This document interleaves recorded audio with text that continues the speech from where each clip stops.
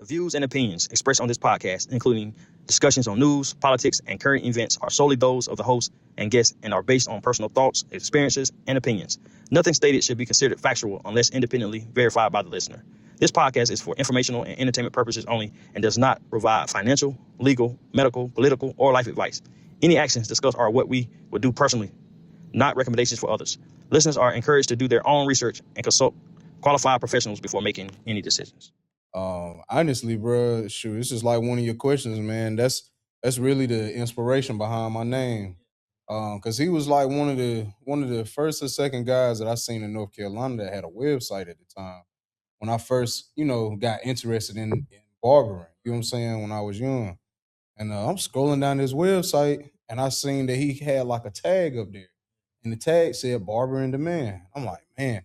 And that just stuck with me, bro. It stuck with me until I got to that point where, I'm like, you know what? I don't really want to have a barbershop, but I like to open one. You know what I'm saying? For barbers that want to grow, they want to come together, they want a peaceful experience in their growth. You know what I'm saying? And that's and shout out to Behinds, man. I gotta say that when we record, man. Yeah, bro. I told him about that some years ago, bro. Oh yeah. Somebody else asked me. And I can't necessarily like take credit for that. Okay. You know what I'm saying? But it's like it's one of those things that I feel like, hey, if I'm gonna use somebody else's tag, like I'm gonna make the best of it. You know what I'm saying? So, bro is definitely giving me my flowers for that. That's how I look at it. I felt like it's a thing of, those barbers that really love what we doing. You know what I'm saying? Mm-hmm. Love the people, love the community. Right. The experience that you provide to people. You know what I mean? Like, bro, we all barber in demand. You know what I'm saying? Like, what is it that, captures other people? What is it that you do that captures people that brings them to your chair? You know what I'm saying? I really feel like your clientele is a great representation of who you are. Mm-hmm. But you got that tagline though. I had to, man. I had to do it, bro. Yeah, I had to do it, man. Yeah, yes, sir. Yeah, that's what's up. That's what's up. Let me see. You just started talking. That's all good too. Yeah, good. That's good. That's good. Yeah, man. What's going on? Welcome to the Impel Forward Podcast. I am your host, Leon, and today I have with me a guest, ST Wagstaff, better known as Barber In Demand. ST, you call him ST, the barber. He's a master barber, lock specialist, entrepreneur, and R&B artist with years of experience helping shape the barbering industry through his craftsmanship, professionalism, and business mindset. Known for his strong views on customer service, pricing, and building respected brand, he's here to share his journey, lessons, and what it is truly to mean to stay in demand. Please help me welcome ST, the barber. Appreciate you, man. What's going on, man? Appreciate you, Leon. Yeah. Good to be here, bro. Yeah. Glad to have you here, man. For a fact. Hey, look, I don't know if we clipped it, but you got started, man. Once again. Bad, I was excited, man. Yeah, no, that's fine. That's fine. Yeah. I like to try to catch some moments in the beginning. Nah, no doubt. Yeah, no doubt. But you were saying how you got the name Barber In Demand. Yeah. Shout out to Brian Hines once again. Hines, and I was telling you that, where he meet up at, you said you were trying to connect with him. Yeah, bro. Yeah. So Brian, if you're watching this, he's trying to connect with you. Shout out to you, bro. Shout out to you. Yeah. It's funny, man, because I was just telling somebody the other day. I said when I first started cutting hair, bro, we didn't have the internet or like Instagram, YouTube, and all that stuff. It's like, we had Google, Yahoo, you know what I'm saying, Ask Jeeves, you know what I'm saying? So, when I first got into barbering, I used to get on the internet and, to try to Google stuff, you know what I'm saying? It won't go take you but so far. Right. People had posted. And that's when I noticed that, that he had the website. He had the website posted up. And like it blew my mind because, hey, barbers like even go that far. You know what I'm saying? I'm maybe like 11, 12, you know what I'm saying? 12 years old at the time. I'm like, man, that's amazing. It blew my mind. And it pretty much stopped from there, but that always stuck with me. Right. Yeah, that always stuck. So what got you into barbering? Bro, honestly, I always liked the professionalism. always liked the camaraderie in the barbershop as a young man. But for me, honestly, I needed to make money, bro. I wanted to help my mom out. You know what I'm saying? Single mother, hard worker. Dad, like, I gotta find something that, that really makes it make sense for me. You know what I'm Right. saying? Don't get me wrong. Like I like sports and stuff like that, but Mhm. bro, I saw an opportunity and I'm like, man, I can go get me some clippers. I don't know like really what pushed me into that, but bro, the day that I got them clippers, I said, I'm gonna charge $5 for a shape up, $8 for a haircut. It's my first day. You know what I'm saying? And and I looked at it like I'm gonna do what I see the barbers in the barbershop do. Yeah. So I bought the clippers, I bought the cake, had all this set up in my bedroom, bro. Like my bedroom almost like a barbershop for real, you know? And I'm just like, man, I gotta do something to help my mom, All right. you know? And I took off with it. I took off with it. So one day my mama came home and she was like, boy, you don't get all these folks out of my house. All right.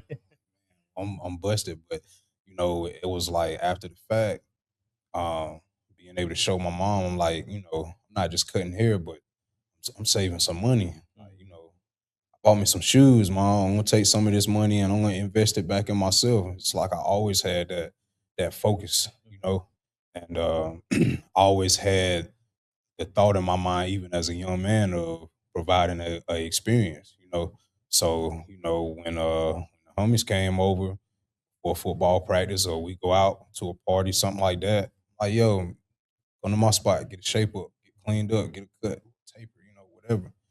They come over and I had a little chairs lined up. I'm like, I gotta do it. Like for them to believe that I'm serious about what I'm doing, like, bro, I gotta do this right. You know what I'm saying?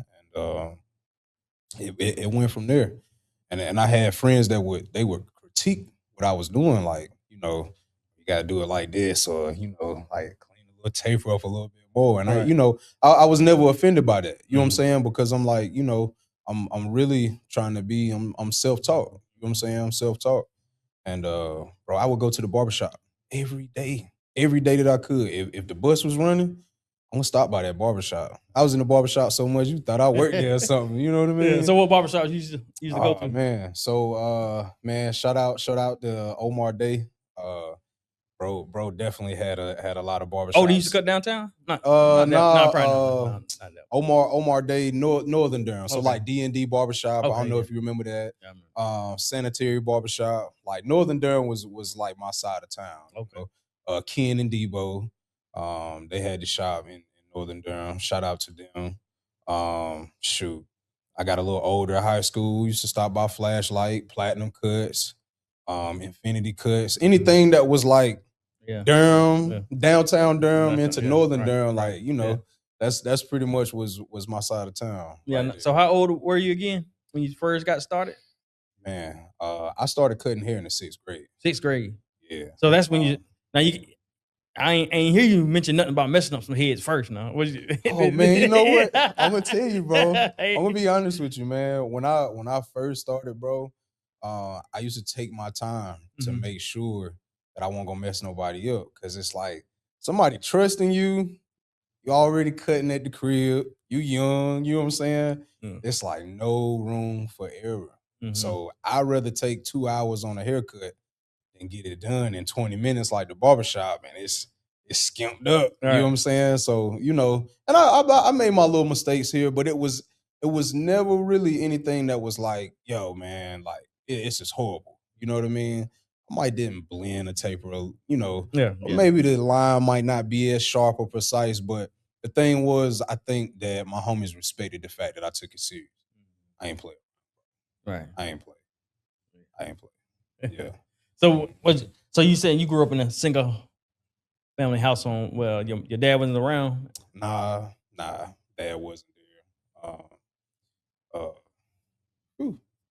Yeah, Did you have any male figures in I your life? did. around that time? That's why I hung at the barbershop. Okay. That's why I hung at the barbershop. Mom kept me in church, bro. I was a musician as well. Okay. Growing up, see, I went to Bethel Family Worship Center. Right. Bishop Bloomer. our home church was over on Driver Street, Holiness Church, Bishop Yoverton. Yeah. So, I always had the opportunity to be around what I felt like was solid guys. You know what I mean? And the barbershop for me really completed that. Because a barber get to see every walk of life. The man on the street, to the doctor, to the police officer, to the mechanic. So I really gravitated to the shop because I felt like I was getting a full experience as a young man. You know what I'm saying? Like, mother's love, of course, that's the best. You know what I'm saying? But not having a direct father figure in the home, that's what I gravitated to. The barbershop, and that's really what made sense to me. And being a barber, bro, it really became my world because I could touch every walk of life. It felt like being in the barbershop, I wasn't missing anything. You know what I mean? Shoot, if you needed some clothes, it's a guy that comes to the barbershop to sell clothes. You had an issue with your car, it's a mechanic that comes to the barbershop. Oh, yeah. If you sick, it's somebody in there to tell you need to drink this tea or you need to, you know what I'm saying? Like, so, it really became a lifestyle for me. The craft and the artistry of it is a whole nother world, So when did you know that you had perfected your craft? When did you know, like, man, that's some good work? How long did it take you to get there? I'm gonna say. Now you started at 12 now. Yeah. 11, 12. For me to actually start believing it, this was after I opened my first shop. Some of the old heads started calling me and was like, bro, you are really starting to change the trajectory and the point of view of people's mindset of what a barber is and what a barbershop is. It took me probably 3 or 4 years even after that to really grasp what they were saying. Because I wanted to change the barbers' mindsets in this area because I saw such a large lack in the barber community. I saw where barbers, I didn't really grow up seeing barbers, buy new things like, buying a house or buying a brand new car, it was things that I felt like were really missing in the community as far as barbering. And I felt like I was charged to do something to change that mindset to help us really grow, in our thought process. It's not just a haircut. It's more than just a haircut, and when I started getting that call, some of the guys that I grew up, looking up to, saying, bro, just keep doing what you're doing. I know it get hard, but keep doing what you're doing. I didn't really know what that meant because a lot of the guys that I came up around, they were like men of a few words. When I started seeing, my peers pushing me to do things, even, when it was a struggle. I opened my shop at 23, bro. I didn't know what I was doing. I was really guessing, to be honest with you. But I knew that I felt like I had a calling on my life. You know what I'm saying? To push the industry. Yeah. Now, was that I first learned about you? I don't know if that was the name of the shop. Barbering was it? It was Barber In Barber In Demand. Demand. So that was downtown, right? Yep. What was the name? Paris Street. Paris Street. So that was your first one. That was my first. Okay. Yeah, that's when I learned about you. I don't know if it was on Instagram, social media, or something. And I learned about you and Mike. Start seeing. That's my guy. Yeah, that's my guy. That's when I first learned about you. So how long did you have that shop open? Almost 10 years, bro. Okay. It's almost 10 years. Y'all was doing some work down there. When I first learned, I was going through y'all stuff. I'm like, yeah, they working down there. We was working, man. Yeah. I really enjoyed that process, bro. A lot of my homies, man, they used to give me a hard time. They say, man, you're such an old man. Yeah. And I, used to think they was picking on me. Yeah. And What's going on? I hope that you are enjoying this episode, but I wanted to take the time out to ask you to please subscribe to the podcast. I've noticed that a lot of people are watching but are not subscribed. Make sure you subscribe, like, share, and don't forget to hit the notification bell. That way you won't miss an episode when it's aired or about to air. And also make sure you go to impelforwardmerch.com. That's impelforwardmerch.com. Grab you something. Now back to the episode. I really started looking back at certain things, all of us pretty much were around the same age. And I started watching my barbers, really elevate. Dad, like, bro, you about to buy a crib. Blew my mind, like, oh man, you got a new family truck, new family car, watching them really grow and elevate, travel with their income, with their money. You know what I mean? That really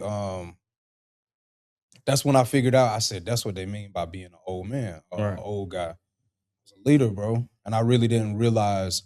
I felt the calling, but I didn't necessarily believe it at that time until I started seeing the fruit from it. You know? So how many barbers did you have in there? Man, at one time, we had 7 barbers and three hairstylists, natural hairstylists there. Bro, I made plans. I remember like it was yesterday. I went to a show in Raleigh. This was the Major League barber show in Raleigh. I want to say this was maybe their first one. That's when I met one of my barbers, Travis Shore. That was my Pace the barber. Ran into him up there, and I mean, we clicked like that, because we ran into each other out of town, like, traveling a couple times, yo, bro, you from North Carolina, you barbering in North Carolina. Yeah, and we passed, exchange Instagram and stuff like that. But he gave me a call one day and was like, bro, let's link at this North Carolina show in Raleigh. I said, bro, I'm there. Send me the address. Pulled up, and it was like after that, bro, it really took off. Trav came into the shop. My boy Jarrell, Jazz, Tony. Tony, you know Tony Braswell?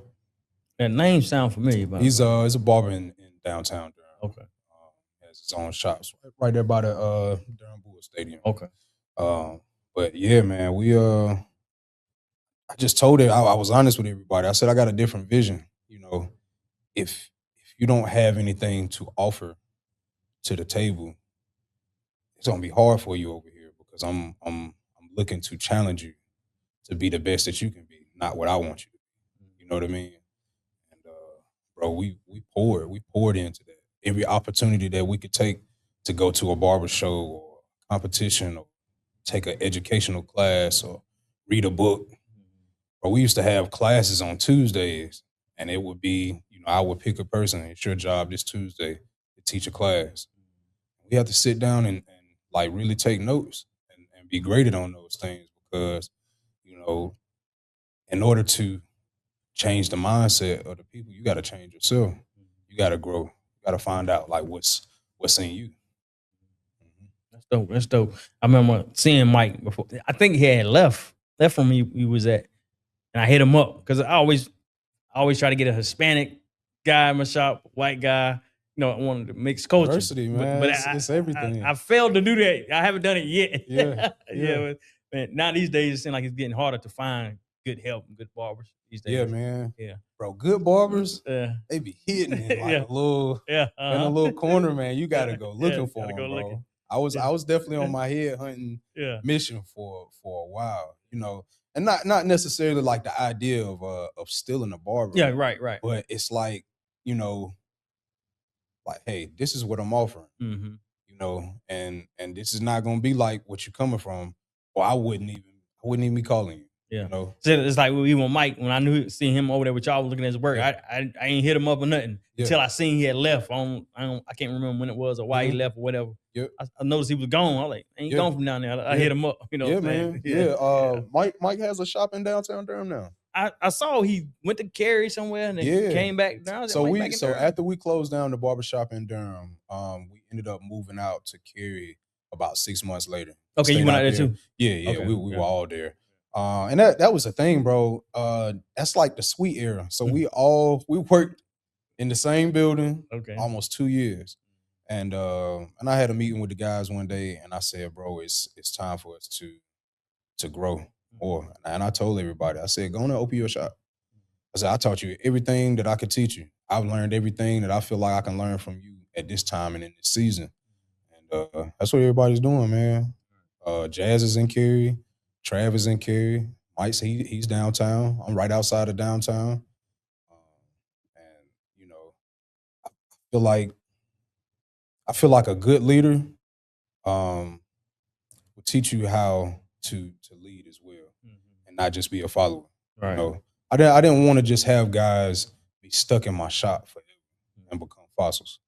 You know, I'm gonna challenge you to know the things that I know as well, and I want to see what you do with it because I feel like I can learn something from you.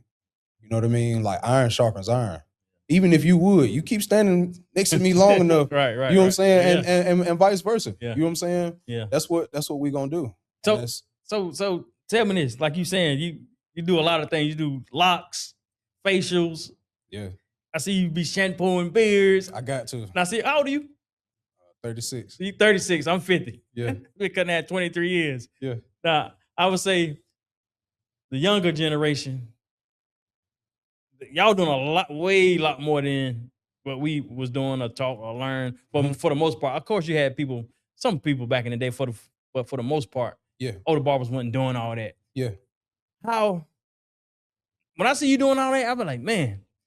Now this is my thought process. I be like, man, I'm not watching dude's hair. I ain't gonna groom them because I know they ain't gonna take care of themselves when they get home. That's just my thought process. Hey, man. But they come to you for you to do that. Yeah. But it just seemed like so much work, man. How do you wrap your mind around just how many heads you do a day? On a super busy day, probably the most I can do is about 15. 15. After 10, I need like an hour, bro. I know you do. Yeah, I need. It's a lot. I need about an hour, man, because I'm getting in there and I'm giving 150%. Yeah. I ain't cutting no corners. Yeah. If you want me to cut a corner, you can bypass this appointment. Yeah. And come back next time. Right. You know, but honestly, I did my research, bro. I did my research. I went all the way back to when barbers were really hairdressers. Straight up. Right. I've had some of my elders tell me that barbers and hairstylists really was in the same building. Barbers knew how to do everything the hairstylists knew how to do, and vice versa. So I really started thinking about it. Excuse me. I said, "What happened? Like, what? Like, when did that change? Separate, yeah." And I started thinking about this during the pandemic because I literally watched the government take my career away from me, and they sat it on the shelf like it was nothing. And I said, this is not the first time that this has happened. I said, people scared. I said, bro, we do all these hours on sanitation, disinfecting. You know what I mean? And that stuff's really not hard to do. You could teach a third grader that stuff. I said, why is the shop closed? I said, it's designed for fear. It's designed to take away what people know and understand as life, as we do things. And I've seen some people really not bounce back from it. Right. I went back to another pandemic, and I thought about the AIDS pandemic. And I said, it was the AIDS pandemic that stopped barbers from shaving like that. They didn't shampoo no more. All like the sense of touching someone, and providing a grooming service, those things dissipated, bro, because people were scared. It wasn't until I started traveling and started seeing other barbers that,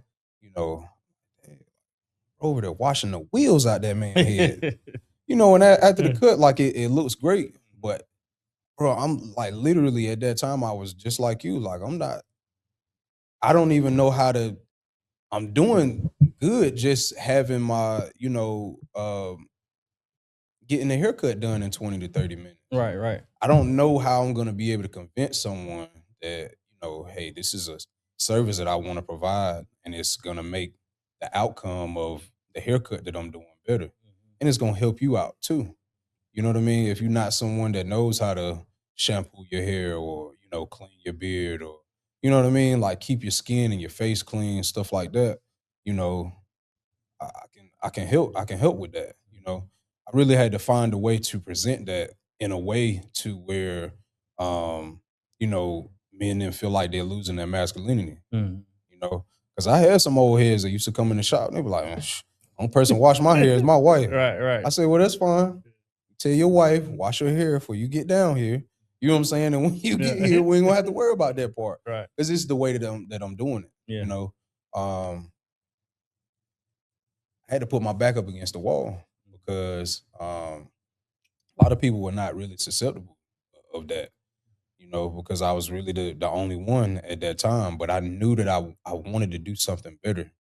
I wanted my haircuts to look better. I wanted my haircuts to last longer, I didn't care about people's opinions. So I lost some clients. I'm not gonna lie. And quite a few of them ended up coming back in the long run after they saw after they was able to see the vision come together. But at that time, like, man, dude, they ain't washing my hair down. What's wrong with that boy? Yeah, you know what I mean? Yeah. Like, that type of thing. I had that on my price list for washing hair, but yeah, it took me a while to put it up there. I put it up there. Wasn't nobody booking it, so I took it back off. Yeah. So I might put it back up. I don't know, because sometimes, like you said, people they don't know how to wash their hair at home. You get guys, I thought I washed it. I'm like, did you wash it good? What you use? A lot of them don't know how to wash their hair. Bro, I'm gonna be real with you. This was one of like my target, I guess say target audience. When I started having guys that I grew up with that were losing their hair, and they come in and be like, bro, like, what I'm gonna do, man? Like, what you think going on? I said, bing. I said, how often are you washing your hair? How often are you doing like a good brush session, like after you wash your hair, stuff like that? Maybe like once a month or twice a month. I'm like, bro, think about if you only washed your body once or twice a month. Like, think about what will happen to you. And I, so again, I started doing my research. I said, where did we in the Black and brown community, where did we lose that? And I started really thinking about it. I started thinking about my young kid clients. A lot of mothers really didn't know how to teach their son how to shampoo their hair. Well, you still got men out here that's washing, shampooing their hair with Dove soap, boy. Man, somebody a couple weeks ago. Real talk. Told me watch that, man. And they stand on it. Yeah. And they believe that it worked. Yeah. But the thing is like, if you don't have somebody that can really educate you and let you know, number one, most of the soap that we buy, average person buys in the store, it's not even soap. It doesn't even have the ingredients in there to really get you clean. It'll make you smell a certain way. You see suds and bubbles and stuff like that, but that doesn't necessarily mean clean. And I just started educating people. What I did was, what I did, bro, is I went up on my prices and I stopped making it negotiable whether you could get a shampoo or not. Oh yeah. You had to get this done. And when Joker started going to sleep in the chair, they got that hot towel and it's, hey, bro, like this, I like this cut. And I just kept pushing with it. I kept pushing with it because my thing was like, okay, I'm trying to achieve a certain level of a haircut. I can't get there if I'm halfway doing it. So I said, let me educate my clients on what it is that they're missing and what they need. And I like just over time, bro, it kept growing. And then other barbers started calling me like, yo, like what you using down there? Like, what kind of shampoo do you use? Like, I see the quality of your haircut is changing, and it took off from there, bro. So how many different packages do you have? I know everybody. Right now I got 4. 4. Got 4.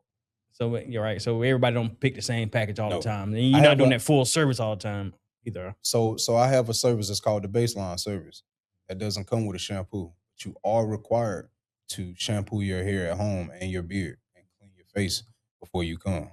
All of my clients that get the baseline service most of them started out as at a standard service, you know. And I told them, I started letting my clients know, like, look, I don't have shampoo on retail in the shop for no reason. I said, bro, you can shampoo your own hair at home. You can do this yourself. I said, bro, you can put the do-rag on. I'll show you how to do all of that. And like, I literally started having classes for my clients, teaching him how to go through the process at home of what I do. Because I would have guys, just like what you were saying earlier, like, bro, I can't do what you do in the barbershop. I said, there's no excuse, bro. The stuff that I'm doing, I could teach my daughters how to do that. It's simple. I said, it might take you about 5-10 minutes, but add this into your regimen. And this is what you do. And I started watching these men hair grow back. Skin started, being acne gone, bumps under their neck. It started disappearing. And I would tell them, I said, bro, just trust me. Trust me. I'm doing the research. I'm telling you what it is that you need. Just do this. Trust me. You could do it yourself. And that's when I created that baseline service. Right. Yeah. So what is your highest package? Which one costs the most? As a haircut in the barbershop, that's the super premium. And how much is that? $200 to $250. Woo! Yeah. Hey, y'all my customers, don't be complaining about my prices. But I don't do what you do either. And some of my customers, I ask them certain questions. For one, they're not going to want to pay. Yeah. And two, they don't want. Most of them don't want no hair washes and stuff like that. But like you said, as long as they wash it before they come, I definitely require that. Or if they don't, I mention it to them. Like, look, you need to wash your hair next time. Or absolutely. Might need to charge you more. Yeah. But definitely need to charge your hair. So when did you reach that $200 price mark? Last year. Yeah, last year. Now, so you did it around the time when and it's still going on today. People talking about barbers raising their prices. Yeah. Why are you raising the prices so high? How did you lose customers during that time? I don't listen to it. Yeah. That's negativity. Right. That's an enemy against my business. Yeah. For real. Yeah. It is, bro. It is. Like I sell a service to people that number one, it's hard to find a good barber. Mm-hmm. Number two, it's hard to find a barber that actually cares about it. It's two of the greatest. I don't care how much you charging. I don't care if you're charging $10.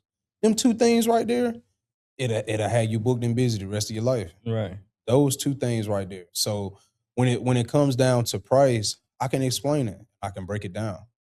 I told a client one day, I said, okay, like my standard service, it's $110. I told him, I said, bro, my standard service, I have anywhere from $25 to about $40 sometimes in products going into your service, and this haircut is going to last you 2 weeks, So I told him, I said, well, you can either go and you can get a cheaper haircut and repeat that process every week, sometimes twice a week if you need to, or you can come here and you can sit that hour to get that service done and you ain't gonna have to worry about it. Hair gonna be fine, skin gonna be clean, you ain't gotta worry about ingrown, stuff like that. These are all of the things that I'm taking care of. Like, it's like, for me, it's like going to a mechanic. If a mechanic work on your car and that mechanic say, man, you need a front end on here. Now he can change them brakes, but ain't it crazy if he don't tell you that he see that your front end a little raggedy? Right. Like, we might need to, get that. So that's me. I'm gonna let you know what you need. And if I see it needs to be done, I'm gonna take care of it. I ain't even gonna ask you. It's taken care of. And consistency. Right. You ain't gotta come in and tell me that it's your birthday, or you about to get married tomorrow, or you going out of town. I'm gonna take care of it. You're gonna do it the same way all the time. Every time, bro. Yes. And if I can't, I'm gonna let you know I can't. Yeah. Them days that I can't, that's when I'm closed. Yeah. You know what I'm saying? So I have people like that sometimes. They're like, man, get me right today. I'm going to a wedding. I'm going to a cookout. I'm like, When you right the last time, you know what I'm saying? Man, He was right the last time, right? listen, why they do that, man? I don't know. Why Like, they do that? That made me feel like when you hand them the mirror, they be lying. Like, Yeah. yeah, man, I'm good. Yeah. Hold on, man. So if you were so good, like, why do I gotta go the extra mile this time? Because Right. you're going somewhere. Like, what is that? Yeah. And what I used to tell people, I said, look, you tell me that might make me do something extra, and it might not come out right. Make me feel like I gotta do something extra. That's real. You know, might feel like my line wasn't sharp as last time. I might cut you this time. You know what I'm saying? That's what I tell them. I feel you, bro. Yeah. That's real talk. Yeah. That's real talk. So you say your standard is that the lowest price? My lowest price is my baseline. Baseline. 65. 65. Baseline. I have a standard. Standard is 110.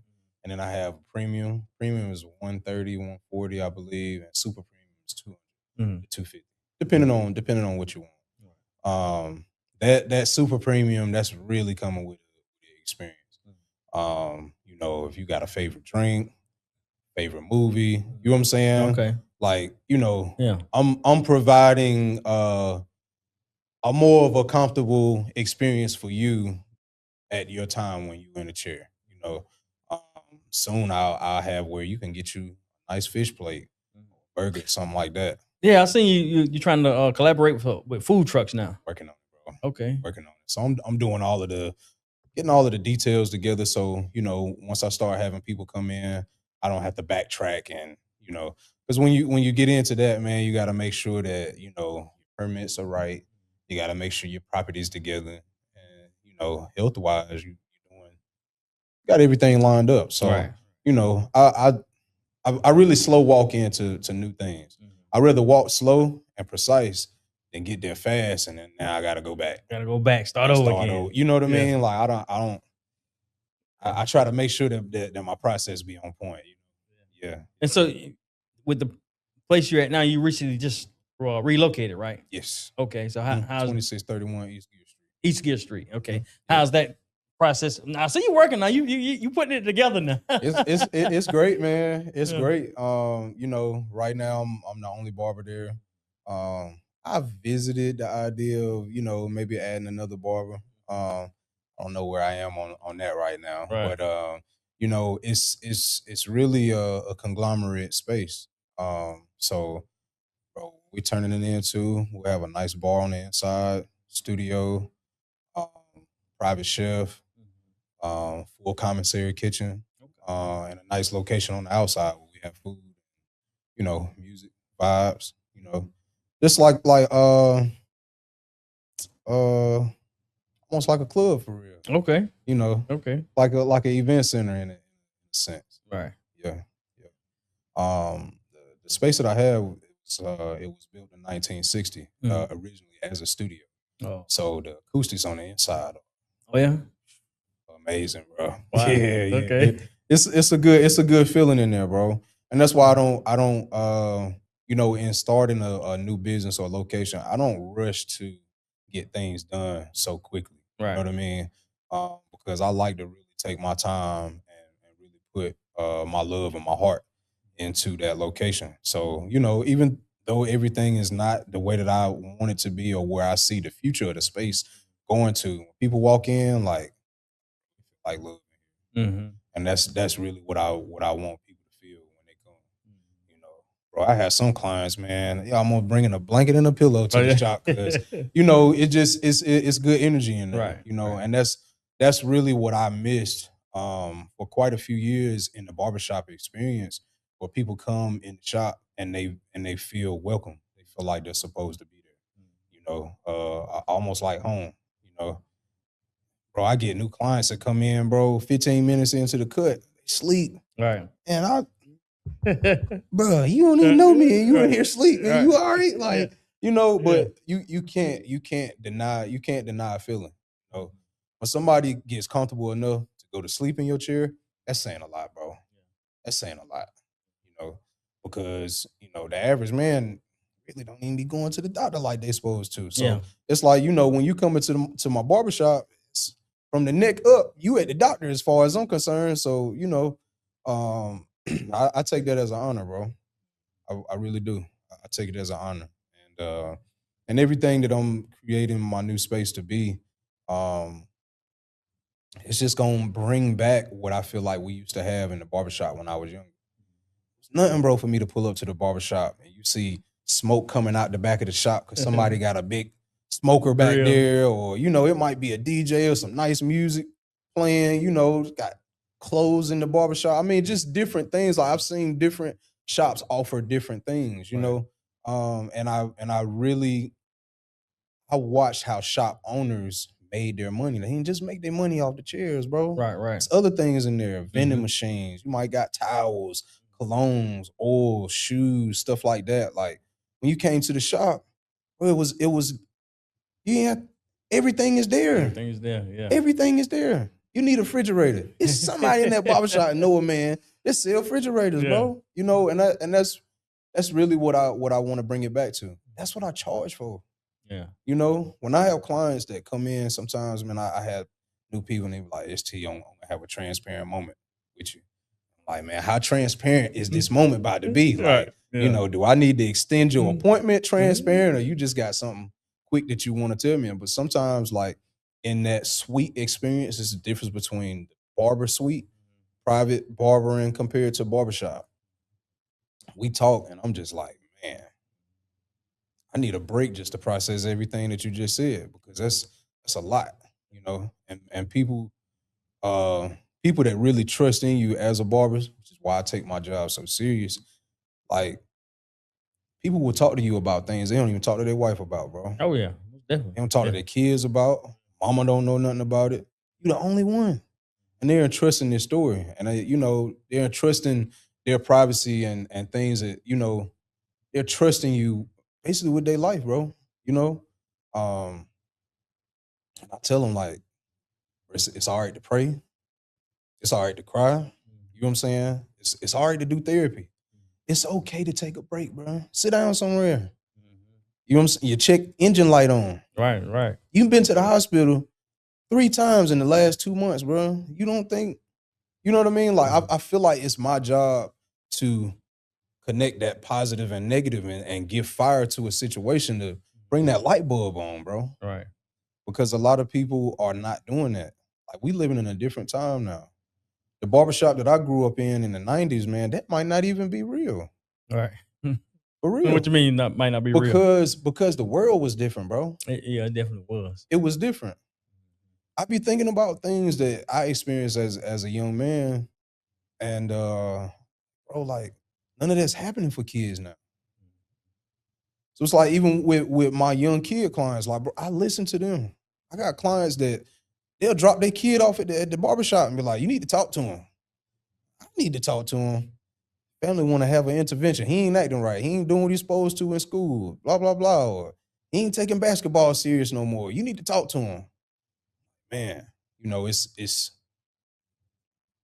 as I'm getting older and growing more, I'm seeing that my calling is changing in a way.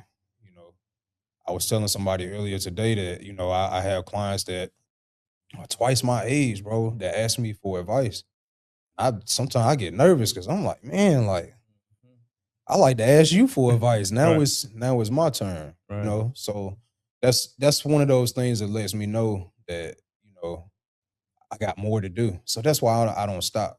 I keep going. Like, I'm addicted. I'm addicted to growth and success and challenging myself. And being around great guys like you, man. Yeah, you know what I'm saying? That's why I hit you up that day and I said, bro, I'm proud of what you're doing, man. I like everything you got going on. You know what I'm saying? Like hand claps and flowers, bro. I appreciate we're not doing that enough. Yeah. We're not doing that enough. Yeah, my last interview I did with my cousin, he's in Florida, Fort Lauderdale, Miami. He cuts a lot of entertainers and celebrities and all that. And I told him, I said, it's a couple young barbers that keep me inspired, because, man, I'm telling you, I be feeling like I don't want to cut no more sometimes. And sure, there's different days I go in there, I feel the energy, but sometimes I be like, man, I'm tired of this. You know what I'm saying? Yeah, I get it. He's one of them and you one of them. I watch a lot of your clips when you post and you cut hair. Appreciate it, man. Thank you. Even though I be like, man, I can't do all that. Hey, and it's all good, bro. Yeah. Everybody has their thing that they bring to the industry. Bro, you post some of the best unspoken questions and like topics that people they be thinking about. It be in here. Right. They might not say it, but Right. it's in here, bro. Yeah. You got to keep doing that, man. Yeah, I try to. Bro, that's your thing, man. Yeah. That is your thing, bro. I remember the first video I saw you do, bro, and you started the video. You had the hairbrush. I was like, oh man, he got one. Yeah. I watched like 15 videos in a row. I'm like, yeah, man. Yeah. I was like, man, I don't even know Lee that good, but Right. but man, I'm about to learn today, man. That's bro, Yeah. that's your thing, man, and that's what I believe is Barber in Demand. Like when I see people and they find that thing that makes you different Right. from other people, man, bro, I gotta tell you. Yeah. I gotta tell you, because a lot of people won't. Yeah. They won't say something until you stop. Mm-hmm. They won't say something until you give up. Right. They won't say something until you did and go, oh, Leon, he was such a great, oh man, I love them videos. But did you tell him? Right. Did you share it? Did you hit the like button?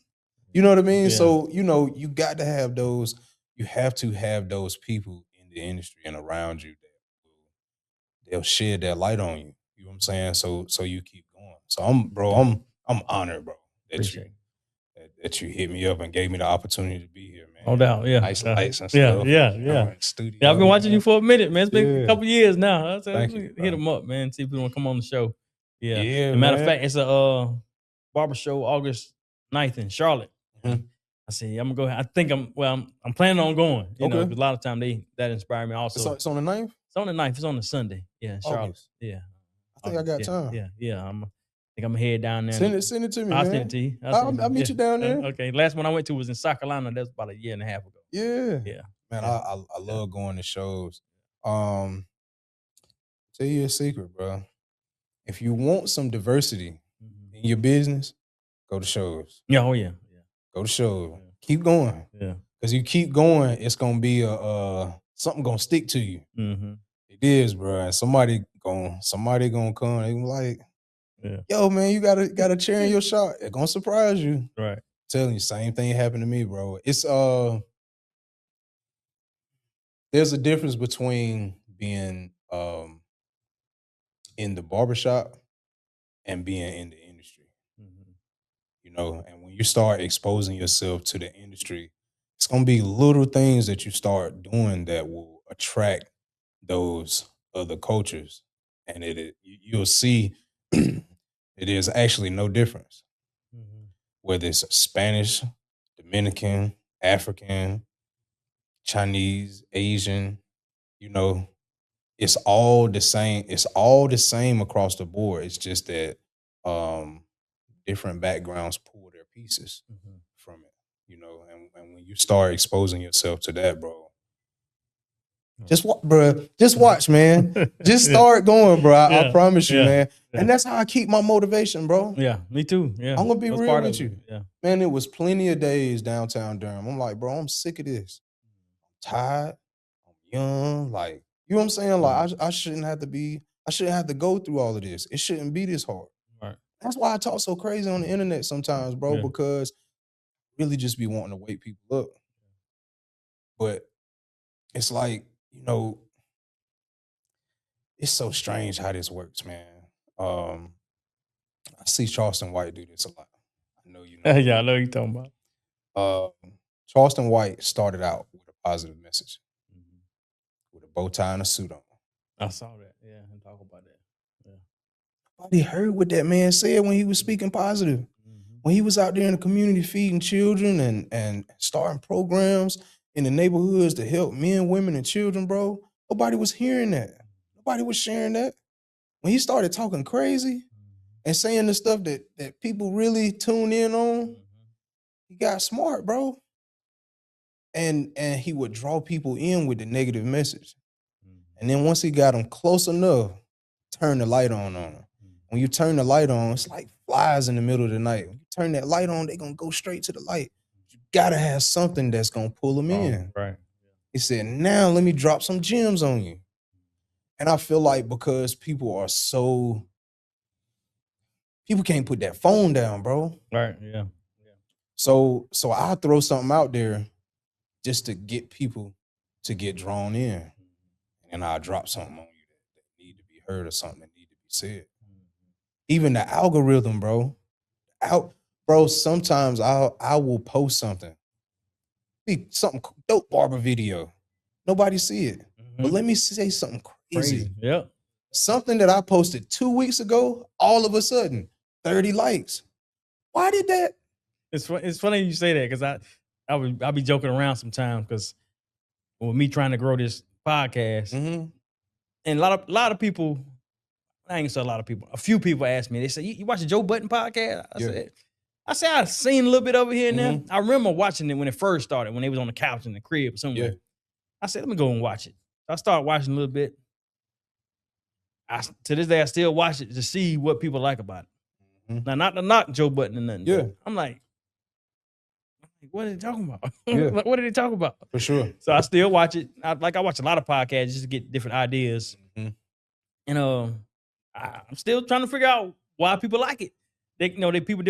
People tell me that they like the different personalities, which I understand all that. But I'm like, what are they giving you really? And I said, all right, I'm start cussing on my podcast. Start going crazy, on my podcast. But I ain't gonna do that. I'll just be joking. Mm-hmm. But yeah, I definitely understand what you're saying about that. People just like a lot of negativity, I guess. I mean, it's all right, cool to be fun and do whatever. Just this is talking. But man, this is the thing, bro. This is the true formula. Keep going. Right, keep going. Consistency. Mm-hmm. Yeah. One of my friends told me some years ago. She said, when you really start getting serious about being an influencer, it'll happen after you have 100 videos. Mm-hmm. But when you have 100 videos, keep going. Because once that algorithm allows you to pour in, it's going to be a whole lot of people that's going to watch all the videos that you got. You're just going to see it shoot up out of nowhere. But it has to be someone that literally, it's somebody that says, oh, this guy Leon, that's great. Let me give him 20%. One video. You might have one video that'll have 100,000 views in a day. Nothing else is hitting because there's somebody behind the computer and they have to decide that it's Leon's time. It's like the Matrix, bro. Yeah. But that's how it, bro. The algorithm is ran by people, and it doesn't mean that people aren't seeing, but you think about it. In the algorithm, you watching stories and, say you start posting 15-second clips. So they might put your clip in a line of other videos that someone may not be interested in. So they're going through and they're going through and they're going through. It doesn't mean that they didn't see what, they didn't see your stuff. It just may mean that at that time it's not stimulating here. Mm-hmm. So they're going past it. But when they decide to hit the button on you, bro, right. I need you to have at least 2,000 videos. Right. You know what I mean? Yeah. So you'll start getting them phone calls, man. Grits and eggs. I mean, it's a million great. Yeah. It's a million great ones out here, bro. Yeah. You know what I'm saying? That's why I hit you up and I told you, like, bro, you got it. Yeah. You got it, bro. Trust me. You got it. I mean, bro, you really got something that to the point where if you wanted to, stop cutting hair. Right. And people would still respect you as a barber. That's why I want you to keep going to them shows. There's a million barbers out here, bro. Yeah. They ain't cutting no hair. Yeah. Whole product line, barbershops, throwing shows. You know what I mean? Now they on TV. Mm-hmm. They ain't cutting no hair in 5-6 years, bro. Yeah. But it's all about where you start, bro. Right. Yeah, you got to keep going, bro. Yeah, I ain't quitting. Yeah, you got something good. You definitely got something good. Like I said, I'm glad to be here, man. Yeah. How many episodes you in? I don't know. I had to look and see, but I got a lot. There's a lot of them, bro. I like that you don't know, man. That's a good thing. It's a lot up in here. That's a good thing, bro. Sometimes I try not to pay attention to the numbers, but I got. I don't know. I had to look. Yeah, I'll let you know. Man, that's another thing I don't do. I don't read comments. Yeah, I do every now and then, but I don't entertain as far as I put something. Thanks for liking. Thanks for tuning in. Mm-hmm, yeah, something like that. And keep going, bro. Because internet, Yeah. Bruh. The internet is like that bullying in elementary school, bro. You just can't get away from them. Yeah. Can't get And away then, you know, from you 'em. put yourself out there, of course people go say some crazy stuff. Yeah. All the time. Yeah. All the time. Yeah, I see my mama or something, or auntie might say something. I might, interact a little bit, but I don't get too caught up in the comments, bro. Because, it's not about the views for me. It's about what it's gonna do for somebody's life. How it's gonna inspire that person that really got the gift. Just need that little push of confidence, bro. You know what I mean? That little piece of inspiration. I might say something that, stop somebody from making the worst decision they ever made in their life. You know what I'm saying? Right. Like those is the things that I care about. I've seen many of my clients and people that, I'm connected to do great things in life, Right. and you'd be surprised like how somebody just like me and you, regular everyday barber, say, man, my boy Leon, man, he inspired me to keep going. I kept bouncing the basketball because Leon, man, he just keep going, bro. You never know. Yeah. I went to go take my bar exam because ST told me he believed in me. I could do it, So that's my thing. I don't get caught up in the clout of fame or dope bar. I don't care about that stuff, bro. Right. Yeah, it's good though. You matter of fact, watching some of your videos, I think I did it for, I don't know, I can't remember. I've done it a couple times, but I sometimes never post them because be so much trying to set up the camera and cut hair, and it's a job, it's a job. So yeah, I said I might do it. My boy, years ago before I started this podcast, he told me, man, you need to get on YouTube and cut hair and this and that. Mm-hmm. I'm like, man, I don't want to do that. It's a lot of work. Edit. I ain't doing no editing. I ain't doing none of that. I feel I'm you. like you. I'll just sit up and cut. That's how I do that. Man, I'm gonna be real with you, man. Yeah. I try to edit as it's happening. Right. If I'm doing something on a video that I don't want to edit out later on, I hit that stop button, bro. Right. Because I don't want to go through that. Right. And then people's attention span is so short, bro. Yeah. You know what I mean? Yeah. So it just man, as much that I can cut out, all of the extra stuff, if I can cut that out, I try to make sure it don't even get on the camera, bro. And then another reason is this part of that burnout. Sometimes it's like sometimes you just don't. I don't want to post because sometimes I think was it that you who post that? You post, was it? What did it say? I don't know, was that you or not? Something about your gift. Sometimes it might attract people you don't want or something like that. It was something crazy. Sometimes you're like, man, I'm too good. I don't want you. I want to cut your hair. No, for real. Yeah, hey, bro, it can happen. I'm very careful about what I post, like content wise. Right. Because, bro, I did locks for almost 10 years before I actually made it a service. Oh, yeah? I had a whole clientele, but it was only them. Right. And I told them, like, look, I don't want no more, y'all. Right, exactly. You got lucky and heard about it. So Right. I'm gonna look out for you. But when I realized I needed to start making more money because I needed to invest more into my business. So I said, you know what? I'm gonna give it a shot. Right, give it a see how it goes. And that's where my pricing took off as well. Because I'm like, if I'm gonna do it, I want to do it right. All right. I don't want to half step anything. So I've always tried to keep my price at a point to where a person is unsure, ain't gonna come over here. Right. They're gonna go right on over there to that other person that they know that's gonna do what they need them to do. Right. And that's it. So, it's not to say that I don't want to service that person, but it's just I can't do everybody. And I know that my business is not for everyone. Right. And I respect that. I have some guys that will ask me and we'll have a whole conversation, a banter, just talking about the things that I do. And they ask me, how much you charge? My favorite thing to tell people is a lot. It's expensive. I seen you post that. I think you posted that. And I'm very serious about that because I know for the most part, I have an idea of what's being charged in North Carolina or even in the South for a service. This is not a haircut capital. But I have been places in the United States where people sleeping on the street got a haircut. Right. And he's clean. Mm-hmm. You know what I mean? Right. Because you know that's the culture there.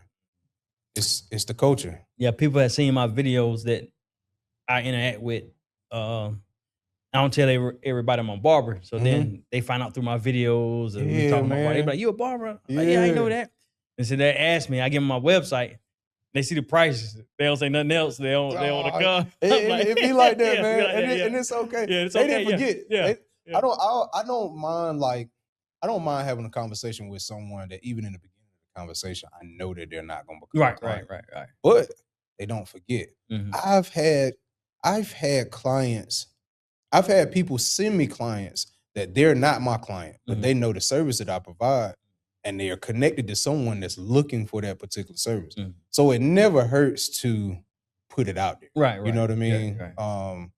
And I, you know, and I respect it. Right. I got friends that tell me all the time, man, I love you, boy. You too high. Coming down there, I ain't doing it. I had the same thing. I ain't doing that, man. Yeah, and I, you know, it's cool because you know, some of those very people have provided great experiences for me in life. Right. One of my homies I grew up with, I might have cut his hair maybe 3 times in my life, you know, but one day I got a phone call and it said, you know, hey, one of my guys, he lives in Durham and he told me that you're a great barber. I got a show that I'm doing at the Greensboro Coliseum. Can you cut my hair today? I said, yeah. All right, cool. So man called me a little bit later. He was like, yo, you know, did my brother-in-law call you? And I was like, yeah, I think so. He was like, yeah, okay, well, he's a saxophone player and he plays for Maxwell. They got a show in Greensboro. You do that haircut, and I'm gonna try to make sure that we can get you on that ticket. And I mean, bro, it took off from there. Oh yeah. Never had an opportunity, you know, like that from someone that doesn't come Right. to get their haircut by me, but they know I take my job serious. You know, when people come looking for a certain experience, call him, bro. He gonna do all the things, you know. And I'm thankful for that, bro. Right. Because I don't think I could have. I mean, maybe, but I don't foresee that have been happening for me, you know, just out of the blue on my own, you know. So I never try to pass up an opportunity, right, to you put it out there. You know, what I mean? Inspire me to start put more cuts on my. I mean, bro. I mean, whatever it takes, man. Yeah. Bro, the internet is crazy, but the internet is what you make it. Right. For real, because it's a gift and a curse. Bro, I know some barbers out here that they have a whole nother career, but they enjoy doing content. And a couple times a week, they'll go in their space, whatever they got, and they cut hair and they put it out there and they post it.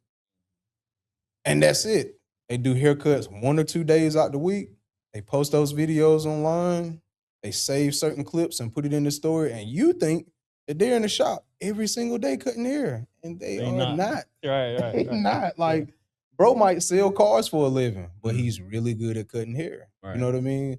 And it's, you know, that's things that I've seen, like traveling around the world for real, that, you know, some places you really can really get off like that, you know.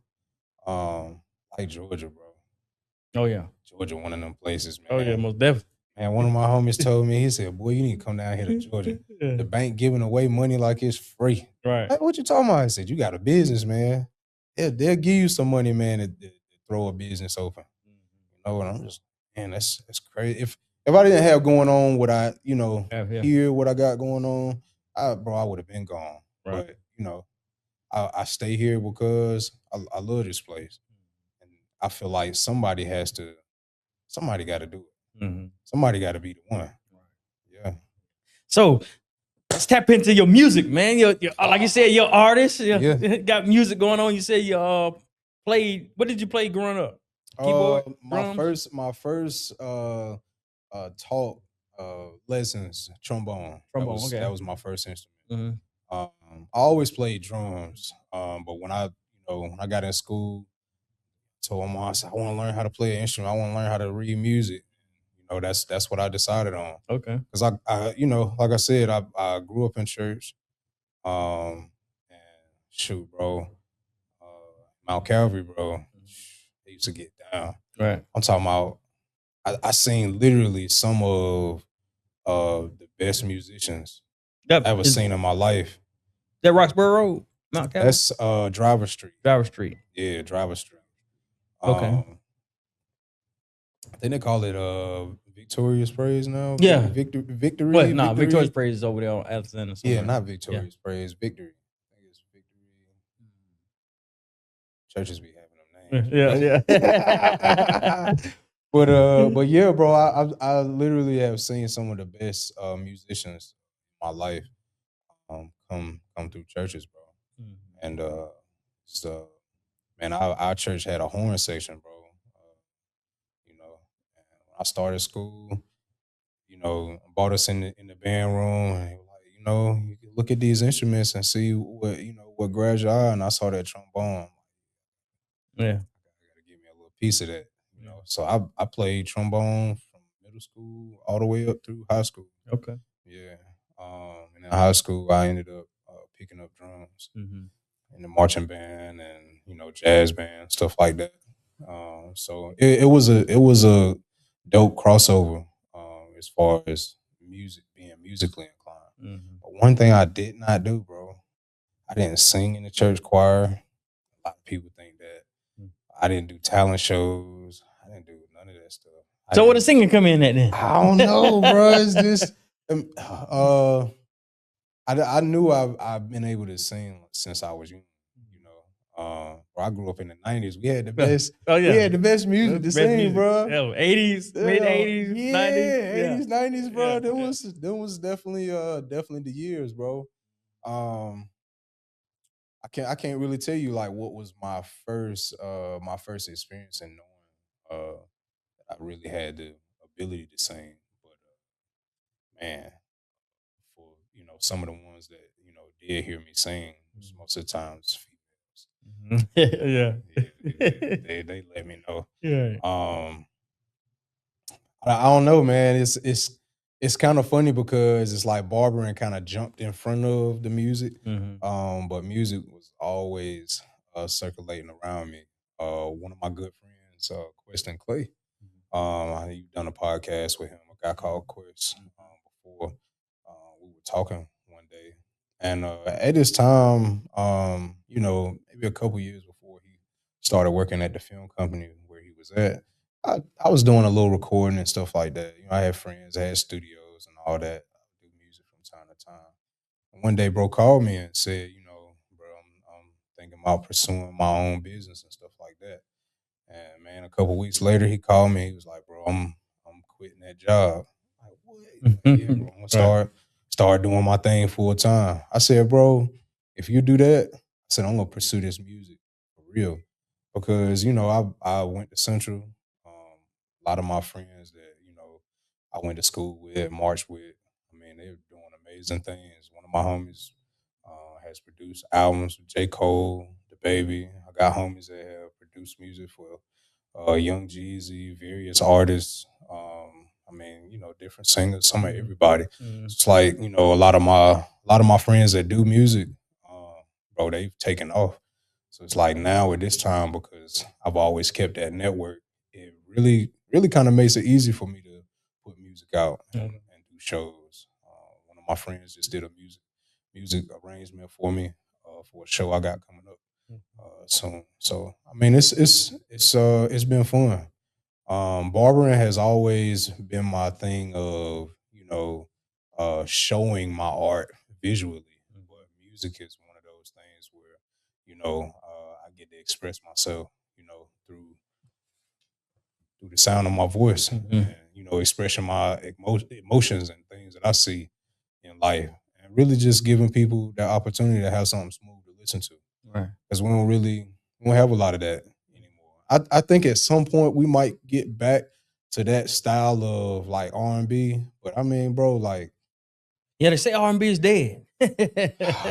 man, you know what, bro? I blame a lot of the attention span. I blame a lot of the attention span and the lack of respect for people's creative abilities. Because playing an instrument, bro, Ain't easy, bro. Right. At all. Yeah, of course. Yeah, I'm learning. Yeah, it's not, man, and it takes hours to perfect mastering how to learn. You know, the ability to know what it is that you're playing when you're playing it. And it's a whole nother thing to make it yours. You know, like when you play, you sound like you instead of somebody else. You know, you heard that before. And you sound just like such and such. Yeah. It's like, oh man, you know, that's cool, but my name Leon. Yeah, you know what I'm saying? right. Like, you know. So yeah, bro, I enjoy the music. It's dope. And I started out shooting videos on some of my barber trips. Like one of my first music videos, me and Questlin shot. We shot it out in Las Vegas. And that was a dope experience, bro. Oh, yeah. You got somebody following you around with a camera, bro, and people think you somebody. You out here in Vegas, man. Like that was cool. But to have people like stand around and, you know, actually watch me sing while I'm, you know, performing, you know, to the camera, it's dope. You know, Quest he's a dope. Shout out Quest. He's a dope. Man. He's dope with what he do. He gonna bring it to life, man. Yeah. I'm telling you, bro. Yeah. Definitely gotta get that guy his flowers, man. For sure. Because my career, or you know, the things that I have musically really wouldn't be all that without having that visual to put along with it. So yeah, he appreciate you, bro. Yeah, he pushed you to take that next step. Yeah, he did. And that's what I always got to plug this in. That's what Impel means, to take action. That's a fact. That's why I started Impel, to drive force or urge someone to do something. That's a fact. So yeah, he pushed you to take that action. And he don't be playing neither, bro. Yeah. I remember I had I ain't gonna call it like a bad show, but it definitely wasn't one of my best performances at that time. I got invited. I had a music manager out of Charlotte, North Carolina at the time, and she was able to get me plugged in with this club in Miami. It's called Miami Live at the time. And man, we went down, and I hadn't really done much rehearsing for this, you know, for this show and whatnot. And, you know, I'm getting through my performance, and I could see bro like with the camera, and he looking at me. And I'm like, oh man, I must not be doing good, you know. And the next song came on, and like he always do, he like, bro, like you really gotta give it up. Like you gotta, you know, and I knew he was serious. And I'm like, man, let me stop playing. Yeah. Folks done gave me an opportunity. I ain't really even taking it that serious, you know what I'm saying? And I was able to pull the rest of the performance back in, you know. And that's, man, it's important to have those people that like you just got that understanding. Yeah. With them, you know. Anytime we doing the video, bro, and he give me that head nod, that's when I know it's looking good on that screen. Yeah. Like I'm doing something. Yeah. And he gonna give it to you real. Quest gonna give you. Yeah. Man, look, bro. If my performance was trash, he gonna tell me. He'll tell you. He could just be me and him, and he like, know that performance was trash, right? Like, oh man. Yeah, but I mean, you know, you gotta have those people. That's very important, man. Yeah. You know, if you care. Yeah. You know. Now you mentioned something earlier about making things your own when it comes to music. So who was your musical influences? Like people you looked at saying, I like his style, or I like how he sound. Who was some of yours growing up? Bro, I was kind of running them down the other day.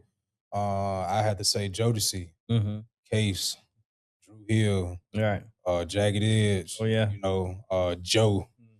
I mean, bro, the list really it really goes right. It really goes on.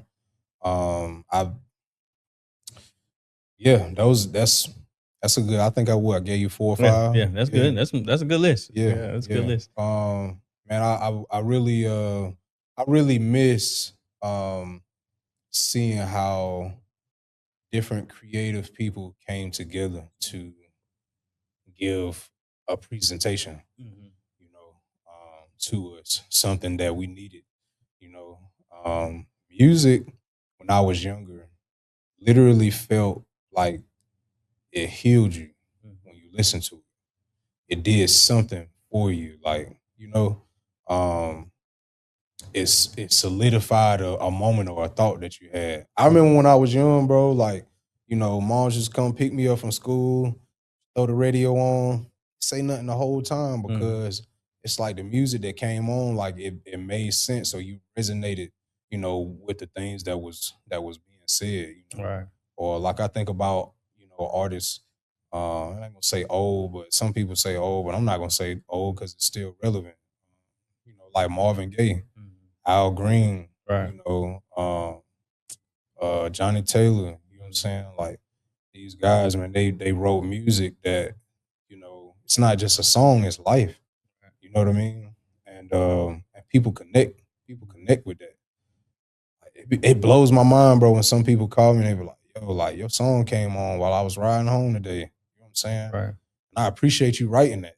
Like, it really did something for me. I just Right. Cause like, when I'm writing, bro, sometimes I'm not really in that state of mind of like, man, I really want this to do something for somebody. Just I listen to the music, and it's almost like I can already hear the words in the melody. I just write them down and try to make it make sense. When it's time for me to perform it, I just let it come from here. You know what I'm saying? Do you write all your music? Yeah. I have to say probably 98% of Okay. my music I write. I have a few songs I like, co-write on and stuff like that. I'm actually getting ready to do a collaboration Okay. album soon. So yeah, yeah. Now, do you? So this is a whole album that you have, or Yeah, EP? my newest album right now that's out, it's Broken Relationships. St. Okay. Vaughn. Go by St. Vaughn. St. Vaughn. Yeah. Okay. All right. The So is it out now? Is the Yeah. whole album out on all All platforms? music platforms. Okay. Yep. St. Vaughn. St. Vaughn. That the title? It's called Broken Relationships. Broken. That's right. Broken Yeah. relationships. Okay. Okay. Broken How many tracks on there? I think we got 9 on there 9? on that album. Okay. I'm gonna Yeah. have, I'm gonna to check it out. Yeah, and I cut it down. It was like 13 or 14, but Mhm. you don't get paid after a certain amount of songs on your album. So, I just wanted to have something pretty. It's like 30 minutes, maybe 31, 32 minutes. Okay. Yeah, I tried to keep it in the in the attention span All of, right. Yeah. of people. That realm. Yeah. Yeah. But on this next album, bro, I'm definitely gonna give it up. for Yeah. sure. So is this your first one? It's my complete first album? first full complete album, bro. Okay. And it's wild because a lot of those songs that's on this album I wrote back in 2018. Yeah. And that's how it be. You have people have songs in the vault, songs that Yeah. never been released. And Bro, let Yeah. me tell you. So one of my homies, man, shout out to the homie, Travis Sales, man. Travis Sales plays keys for Chris Brown. okay. So one day we was chopping it up, and I'm like, bro, like what is it like, working with Chris? And he was like, bro, it's a lot of work.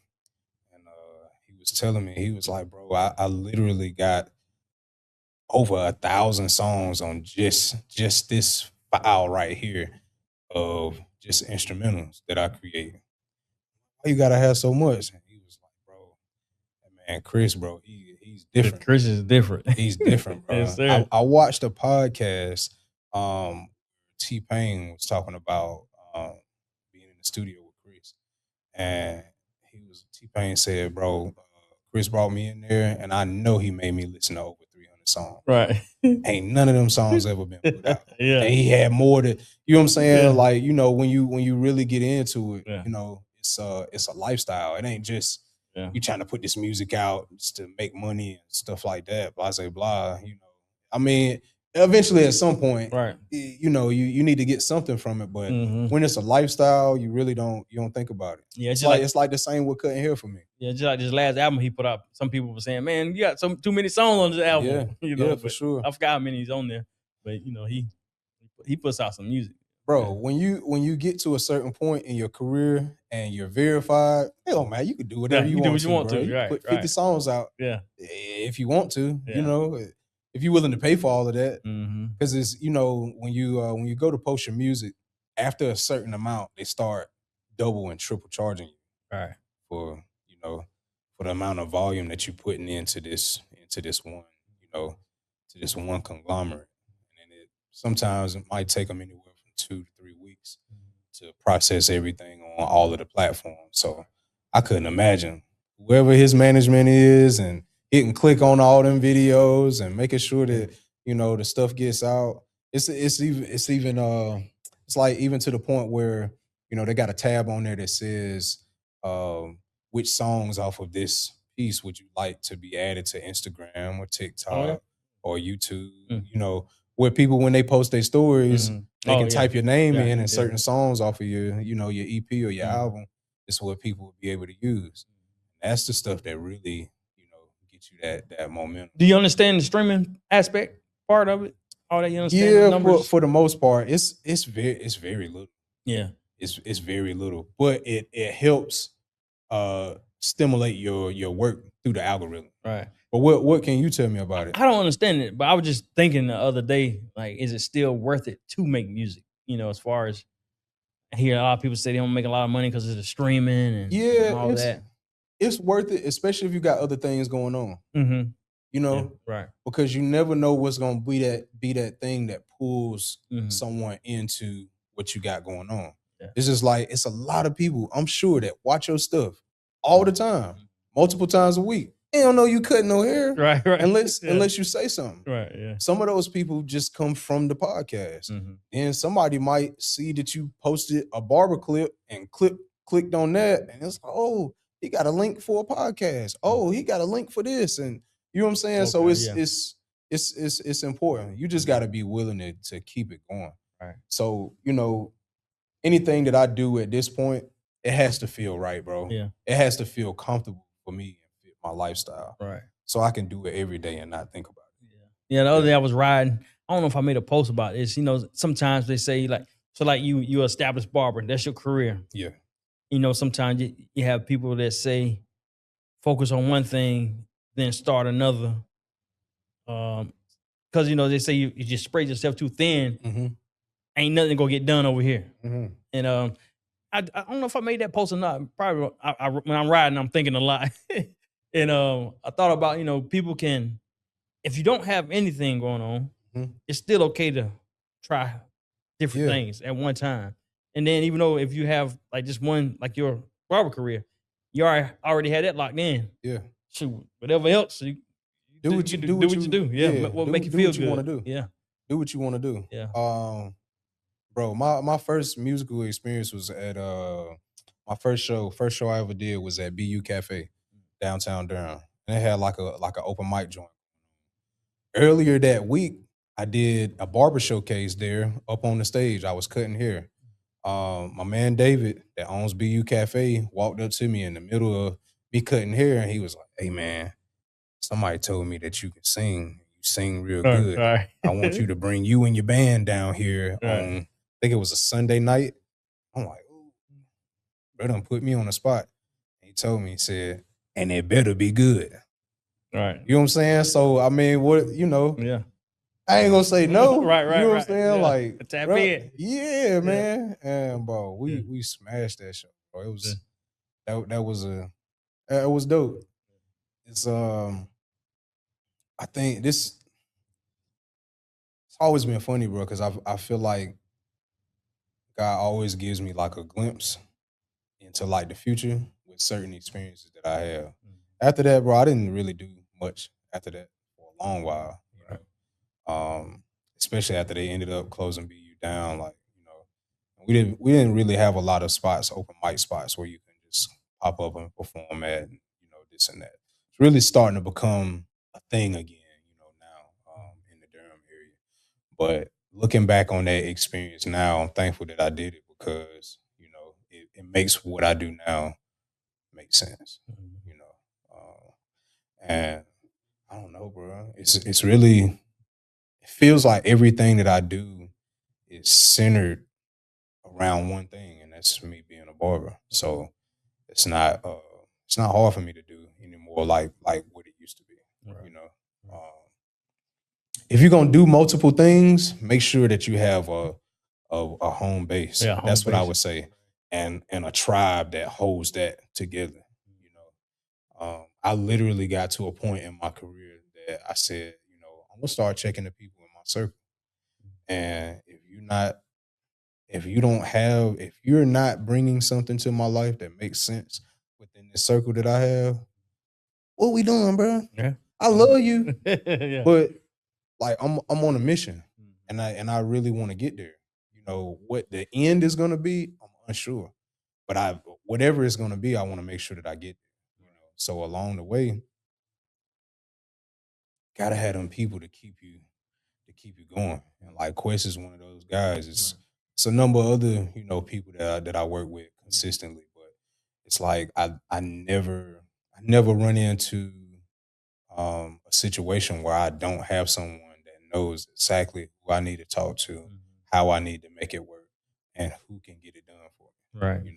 So that makes it easy. It's why I love being a barber, bro, because my network is crazy. Right. And I like to share, I like to share my circle with people. Right. That's very important, bro. Like, I think the barber is the best. I think it is the best career that you can have, bro. Yeah, a lot of network. Man, do you know how a many lot of people Yeah. upset because I'm a barber? Is they upset? Oh, they upset, man. Why They they be upset? bro, they be commenting on my videos. Sometimes I get down there and look at the live like I can't see a little bit. And like, look at you in there having fun and this. Yeah, we talking What shit. are you talking about, bro? Like, Right. I'm in here working. But to them, like, man, you really love your job. And the space that you have, you created to be your own. Like, you know what I'm saying? So everything in here, from the drapes to the lights to the carpet that you put on the floor, that represents Leon. Right. You know what I'm saying? Yeah. So it's like every time I walk in my space, it feel like heaven to me. Right. I'm thankful to be there. And everybody that comes in, they can feel that, and they thankful to be there too. You know what I'm saying? And it's like I've poured so much into this, bro, that when I have bad days or I'm slipping, like my clients, bro, shout out to them. They really be helping me, bro. Like really, really be there. You know what I'm saying? And I think it's because I do the same for them, but I don't do it because I want something back. I do it because it's right. Right. It feels right. You know what I'm saying? And that's really what keeps me blessed, bro. Like, bro, I've had some dark days in my life, bro, that like if it wasn't for my clients and barbers and people that I've worked with and done things for them over these years, bro, I probably wouldn't be sitting here with you right now. You know what I'm saying? It could be, oh man, ST was a great guy and we loved him while he was here, XYZ. You know what I'm saying? So I don't play with it, bro. Like, God gave me this for a reason. Now, what you mean dark days? What? I mean, bro, it's just it's struggles, man. Mhm. Everybody have them. Mhm. It's like them days you say, man, I don't feel like being no barber no more. Right. I done had them days, bro, where I feel like, bro, if you want this barber chair for $100, I'm done with this. Come get it. Right. Real, because the internet and life and people's expectations of who you are and what they want you to be. Right. You know what I'm saying? Yeah. Like, it gets hard. Can't be pressure. Yeah. Bro, I'm a son, I'm a father, I'm a brother. I'm so many things outside of just being a barber. And I have to consistently, as a black man in America, figure out how to make all of those things work to the best of my ability so I can continue to survive and enjoy just being alive and existing. You know what I'm saying? So I don't take it for granted, bro. You know, when somebody books that appointment, I know it's a million other people that you could have booked that appointment with. You don't have to keep coming back. You choose to come back. And that's something I tell my clients all the time. I'm on you, bro. Right. I'm thankful that you keep coming back. It's either you crazy or you got some real respect Right. or a little love for me Yeah. or something, bro. Yeah. You know what I'm saying? So I don't, Yeah. bro, I don't take that for granted, bro. Yeah, that's what I say too when I see different people constantly book and rebook. Yeah. That's a appreciation. It's a real thing, bro. It's a real thing, bro. Cause I can remember days, bro, like where I would have to ask one of my clients, like, hey man, I know you just paid me, stuff like that. I ain't really even got no money, man, to feed me and my kids. Like, after I pay this booth rent, I ain't gonna have nothing. You know what I'm saying? I don't forget that. You know what I'm saying? I remember when I first started. You know what I'm saying? Like, being able to put just enough gas in my car to make it from the house to the barbershop. House to the barbershop. I was broke when I was young, bro. So how long did you work in a barbershop, somebody else's barbershop, before you opened up your own? My last shop before I opened my own downtown, I worked in that shop for 5 years. And I kind of bounced around a little bit when I first got started, just trying to figure out how to make it work, find a place where I could be comfortable in. Because, like I said, the internet wasn't really people didn't really use social media like that to advertise themselves. Right. We weren't even thinking of the internet like that, you know. And at that time when I first started, the world was small, you know. Facebook will only let you add people that they thought that you knew. You remember that? Yeah, I don't remember that, but I remember Facebook was 2008, something like that. Somewhere around in there. Yeah, I remember. Yeah, somewhere around in there. Yeah. But I remember, like, Yeah. the internet will only let you get but so Yeah. so far. So all I had was different barbershops to depend on, and if I could find something informational on the internet, that was it. So that it was small when they started expanding the internet. That's when the industry became alive. Blew up. Yeah. You know what I'm saying? So when I see, like when I meet people, I go to shows and say, "Oh, we've been doing this show for over 30, 40 years." Yeah. Like, what? Yeah. I didn't know y'all was, I didn't Right. know, you know what I mean? But Mhm. that means that you had to know somebody that knew somebody else that was going or attending or a part of it or putting it together. Right. I didn't know, bro. I thought the best barbers I ever knew was right there on Roxborough Road. Yeah, they all over. Yeah. Yeah. And I started working in the shop, I was 19. And at that time, outside of my homie that ended up opening the shop, we was the youngest barbers in Durham. All the other guys went to school. They was grown men, had kids, family, working jobs already. So, when I first jumped in the shop, it could be tough to get information, Oh, yeah. from people. And I don't think it was a thing of like, I don't want you to know or, whatever. It's like, I think the mindset at that time was like, I had to put in my work. So you need to put in your work too. And just make sure that you're here. Like I said, I came around quite a few guys that were men of, few words. Mhm. You know what I'm saying? So it was real, bro. Yeah. I ain't know nothing about passing out cards and advertising myself to people. Like, Yeah. When I figured that out, it clicked.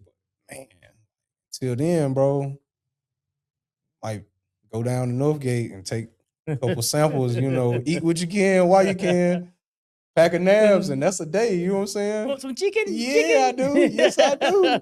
Yes, I do. Boy, we used to burn Northgate up, bro. Yeah. Yeah. Like you say you got kids? Yeah. Mhm. How many? 2 daughters. 2 daughters? Yep. How old? 14, 17. Okay.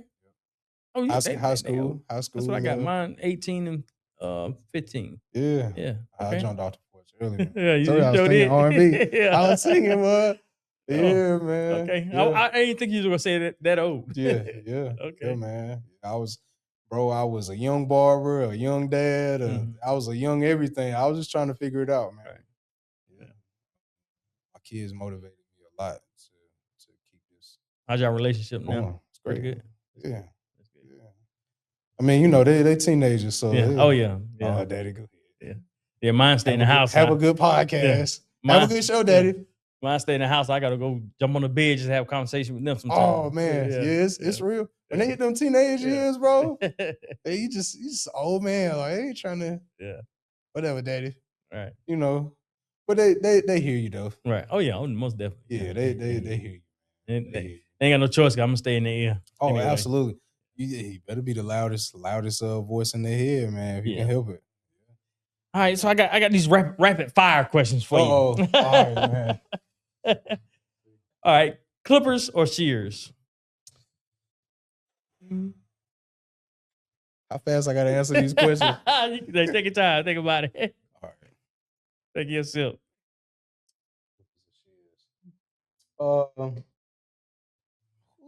That's tough because I use both. Yeah, I'm gonna go clippers though. Clippers. Yeah, because I can make a haircut like a shear cut with my clippers. So yeah, I'm gonna go with that. Yeah, I remember I'm working on every now and then I go messing with mannequins and messing with shear cuts and this and that.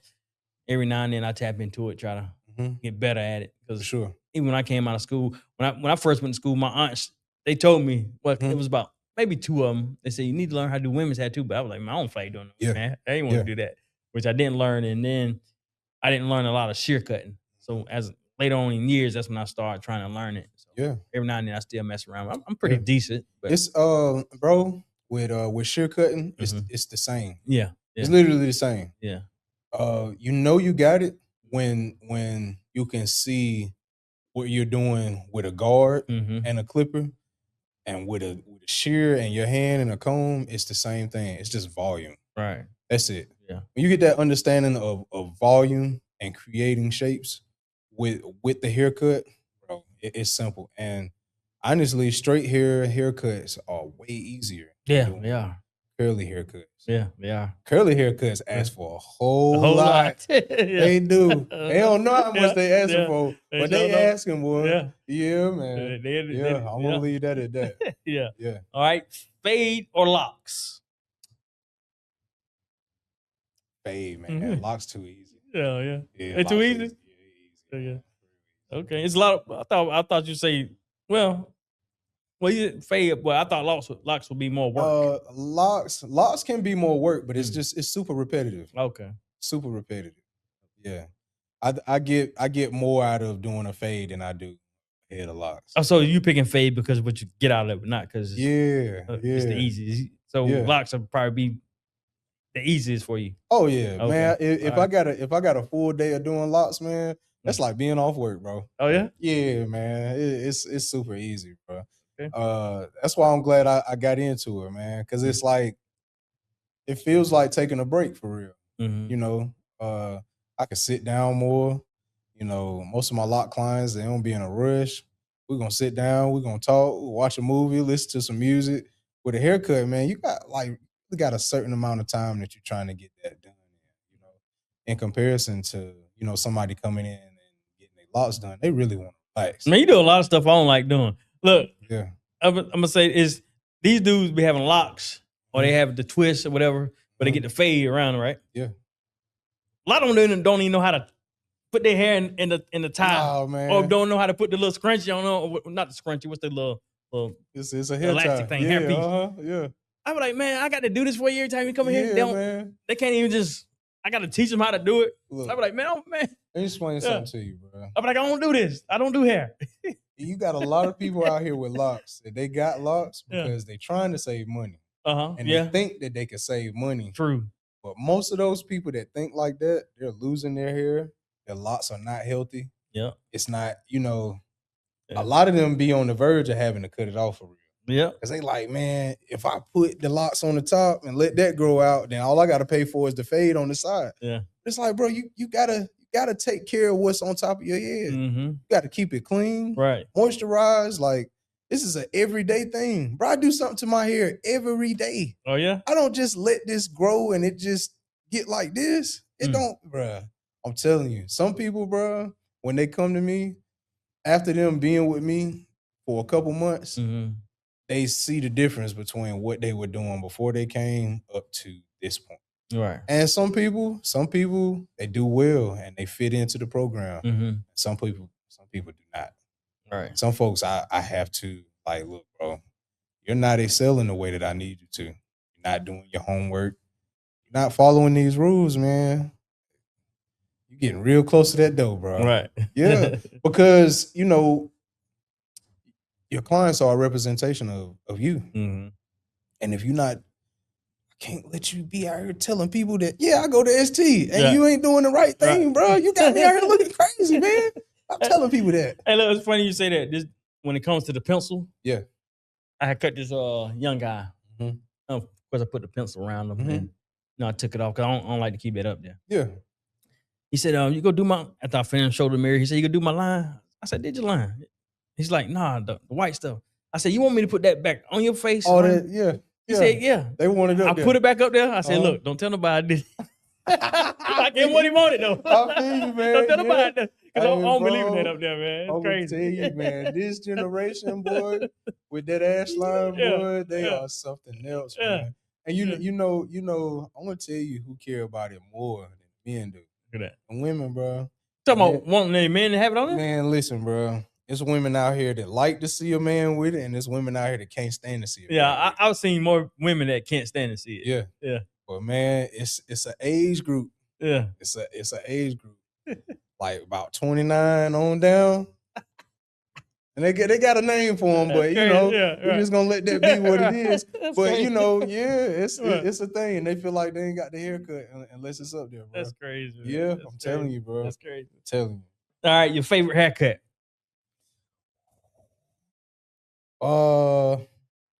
My favorite haircut, I would have to say, it's gonna be a chemical service with a cut.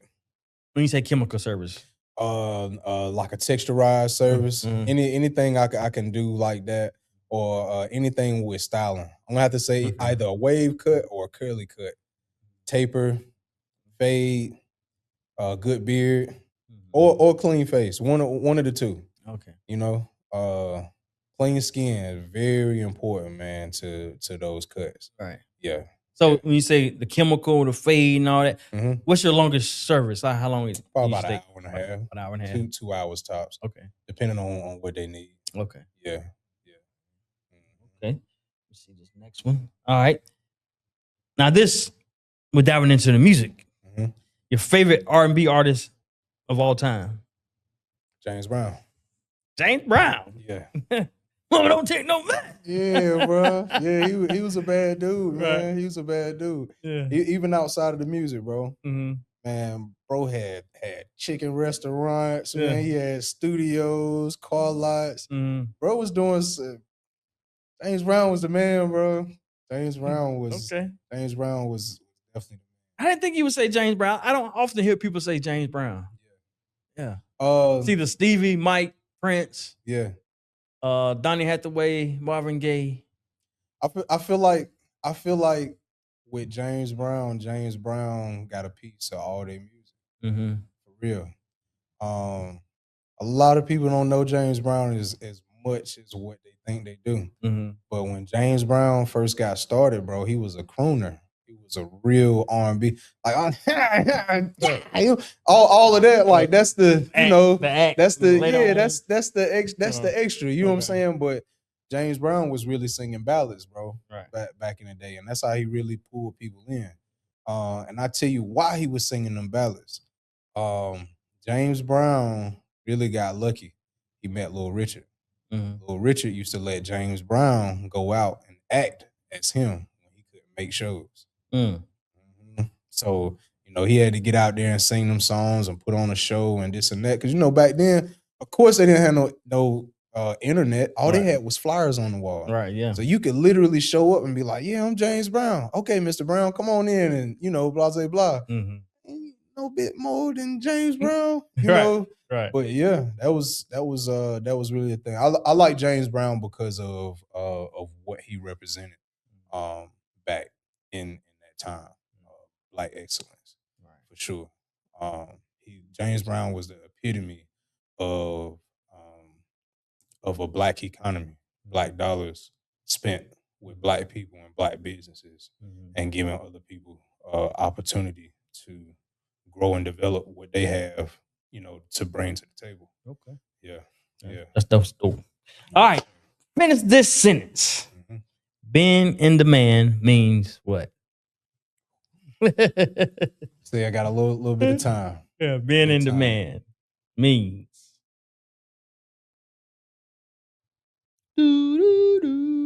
All right.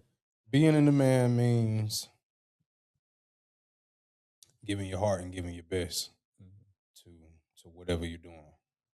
You know, if your heart ain't in it, don't do it. People feel that. You feel it too. Right. You know what I'm saying? And I think that's what has really pushed me to the point where I am. Because if I tell somebody $1,000 for their service, I mean that. You can see it right in here. You know, and it's coming from my heart. Like it's the best that I have to offer. And that's why I became a barber in the first place. Because it was in here. And I saw people. Mm-hmm. I saw people and I saw what they needed, and that's why I enjoy doing what I do as a barber because um, I remember when I didn't have, Mm-hmm. and I remember, God put people in my life to provide what it was that I needed to get where I was going. And I feel like that's what I give as a barber. That's why I'm in demand. Because I had that eye for, for what people need, you know. Dope. Yeah, Barber In Demand. absolutely. ST Vaughn. Yeah. Now, so do your barber ST Vaughn, is that just your artist name? Or you go by that is my name. And people, okay. So Vaughn is my middle name. Okay, Vaughn is your middle name. Yeah. Okay. Vaughn is my middle Okay. name. Yeah. My family, on my dad's side, originally our last name was Vaughn. Mm-hmm. We migrated here to America. That's when we picked up Wagstaff. Okay. Yeah. So, Okay. during that time, our people went through what they went through. Right. Picked up that last name. Right. So, if there's any Vaughns out there, yeah, we probably related too. You know what I'm saying? Right. Yeah. Okay. All right. So, is there anything else that we didn't touch on that you want to touch on? Anything we touched on a lot? Music, barbering, Yeah. anything you think of? I think we pretty much about hit everything, man. Yeah, At least for the day. And I asked you that because, man, a lot of times conversations having off camera, you wish you would have caught on camera. Yeah, they do, man. They yeah. do. Hold on a second. Let me see. Do you I got a question. Do you think that after this album, do you think you'll do more music? Absolutely. Yeah. Okay. Absolutely. My clientele will be locked into memberships. At a certain point. So as far as music? No, as far Barbering. as barbering. Uh-huh. Yeah. So I can do more music. Okay. Yeah. Because man, a lot of the guys that I'm working with currently musically, and they signed to major labels and like traveling. For example, my drummer, he plays for Fantasia and Anthony Hamilton. Okay. Right here from the Bull City. You know what I'm saying? So when I start, doing more performances and stuff like that, I have a regular DJ and a drummer, sometimes a full band, and I feel like for what they're bringing to music, I got to go just as hard. Mhm. You know what I'm saying? So, which is great because my business is centered around music. Mhm. I got a studio in my shop, so it makes what I do super easy. I can walk from here to over there and be right in front of a microphone. Right. So you're doing things that I'm thinking of right now. Yeah, That's dope. nah, That's dope. nah. I love it. I love Nah, it. for sure. I love for it. sure. I need to Yeah. come over there and check you out. And Yeah, so, man. is studio complete already? You got all that No, done? You just get Man, I tore up drywall. I done pulled up carpet. I'm pulling the ceiling down. I've seen Putting now up with the new barber ceiling. part. Yeah. So Yep. it's kind of like in the same room, the studio, and like No, next room over. it's separate rooms. When you walk in, the Mm. first room that you walk into is a barbershop. Okay. And then there's a double door right there because the building is soundproof. So you walk through that double door, it's an open hallway. That open hallway leads to the studio rooms. And I got a big room in the back that is actually the booth, and restroom and stuff like that. So yeah, man. I need to come check it out, bro. Absolutely, Yeah. man. Yeah, the vision is definitely there. Mhm. I'm just kind of slow walking it Oh, yeah, because the people that will be working in my space, excuse me, they got other things going on. Yeah. Right now. So once they come in, they'll be able to design and decorate how they want to. That's one thing that I do in business. Like I look for creative people that have great ideas. Mhm. That when they walk in, like you can tell, like, oh man, Quis he designed this, or Quis he put that together. Like I've never been the type of person that everything in my space it gotta represent me and my brand only.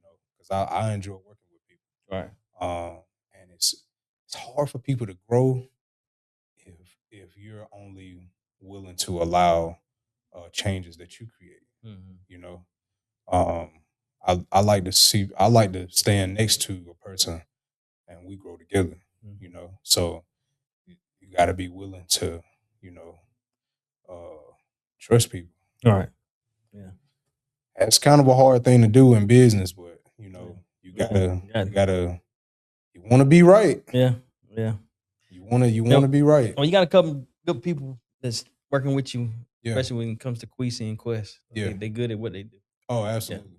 Yeah, absolutely. You guys, man, you need to get Queasy on here, man. You had Quest up here. Yeah, I gotta get Queasy on there. Hey, bro, I'm gonna tell you, if you can get him on here, hey, you doing real good. Yeah, you're doing real good, man. Matter of fact, I'm gonna holler at I might holler at him after this. Do that, man. Do that. Yeah, I don't see. Matter of fact, I see me and Quest. I had him on, and Quest ain't too much of a talker. And plus he said that about himself. He's not he's an introvert. Mm-hmm. So for sure. But we laughed about that. Quest if you can get him to talk, you're doing real good. Yeah. Because man, I got some friends and family, bro, that think like, man, what's wrong with that dude that always be wearing them shades and stuff? Is he okay? Like, nah, he good. He's just not one of them people that, Because look at you, like, that's it. That's it, bro. That's it. You good peoples though, man. Yeah, nah, for sure. All right, so tell the people where to find you on social media, IG, Facebook, and all that. Absolutely. So you can find me on Instagram, St Vaughn. Make sure. Hold on. Let me make sure I tell y'all the truth now, because yeah, man, I don't want to tell y'all wrong. But you can definitely find me on Instagram, Barber In Demand 1, and you can also find me on my music page, St Vaughn _ STVAUGHN _ If you're looking for my music, you can find me on all platforms, St Vaughn, capital S space VAUGHN. My newest album is Broken Relationships. Also, you can find me on YouTube, Barber In Demand 1, St Vaughn for my music. Yeah. Look them up. Make sure you shout them out. This was a great episode. Glad to have you. Got to check out the album. Thank you, man. And I'm still watching you on Facebook. Yeah, man. It inspired me. I might put some cuts or something on their video. I might do something. No, for sure. Hey, man, when I get some more, work out here, man. Music artists, man, you gotta invite St Vaughn too, bro. Yeah, most definitely. Yeah, most definitely. Yeah. Thank you, man. Yeah. I appreciate it. What's up? Much love. There you have it for another episode of the Impel Forward Podcast. And remember, seize the opportunity to grasp your dreams, just like St Vaughn did. Peace.